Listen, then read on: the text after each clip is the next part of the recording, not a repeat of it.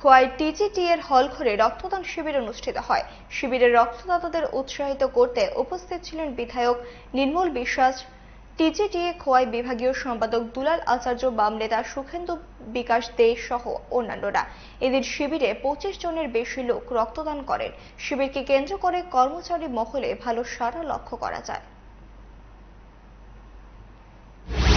আমাদের সামাজিক দায়বদ্ধতার নিরিখে আমরা আজকে রক্তদান শিবিরের আয়োজন করেছি।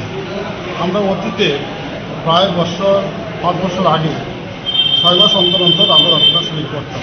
নানা বিষয়ে অনেকগুলো কারণের বিষয়টা আমরা করতে পারিনি। এই 5-6 বছর পরে আবার শুরু করলাম আজকে থেকে। এখন আমরা চেষ্টা করব প্রতিনিয়ত এই রক্তদান শিবির করার জন্য। আমরা চাই সমাজের প্রত্যেকটা মানুষ যাতে রক্তহীনতা না ভোগে, প্রয়োজনে যারা রক্ত পান সেই চেষ্টাটা আমরা করব। সামাজিকভাবে এই প্রচারটা নিয়ে যাওয়ার জন্য আমরা চেষ্টা করব।